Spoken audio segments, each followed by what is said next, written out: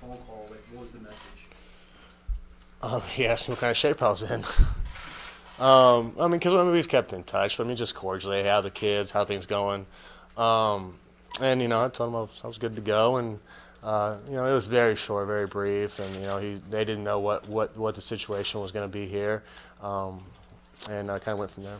So after you decided to work for Fox, and before the Dolphins called, how often did you throw footballs around on a daily basis? Well, I got two boys, so we're always doing something. And I go down to Vandy and do some stuff down there, and I was playing basketball in the mornings, and there's football camps there, so you're around it.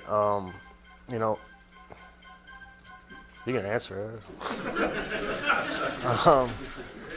But it'd come back pretty quickly. I'm not worried about my arm and the throwing part.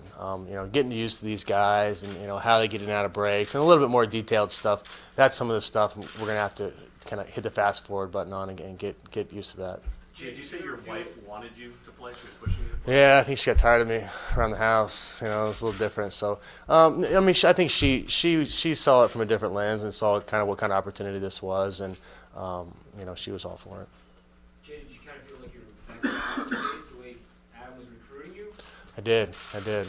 It was kind of like a recruiting experience there for a little bit. But he gave me space too. He knew. He gave me his spiel, and I talked to some other people I'm close to, and then he gave me a lot of space to kind of decide what I wanted to decide.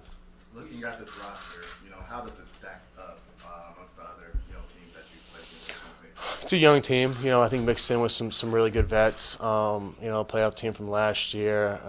It's got a lot of dudes. The offensive side, you got a lot of guys that can make some plays from the backfield, wide receiver, tight ends, offensive line. They lost Teddy, last week, so that's going to hurt a little bit. But it's a very, very talented roster. Do you go into this as strictly a one-year deal, or you're coming into it as 1 year and we'll see where this takes us? I'm going into one day.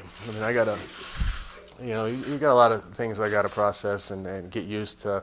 I was in one place for 8 years, so this is gonna be a little bit different. This is gonna be a transition period. I just want to get to this next meeting, figure out where the dinner room is, and then we'll start learning the offense and learning some guys' names. Jay, why did it work so well between you and Adam Gase in 2015? I think he does a really good job of putting quarterbacks in good positions. He knows his personnel. He knows defenses, how to attack them. I think he does a really good job of being consistent with the run and the pass, and not getting too heavy on one or the other. And he's got a good feel. I think play calling is kind of an art form, and it's not for everybody, and he's got that feel. What's something specific that Coach Gase told you all the time that kind of resonates with you even right now as you stand here? Adam talks a lot. He talks a lot in the headset too. I don't know. He's always so supportive though. I think that's, as a quarterback, that's what you know the most. He's got your back. He's going to support you through thick and thin, and you're always going to be in good spots. Jay, what are your thoughts on coming into a situation where it's not like they didn't have a quarterback? There is a guy who it's been his team for a while. It's tough. I've been injured before.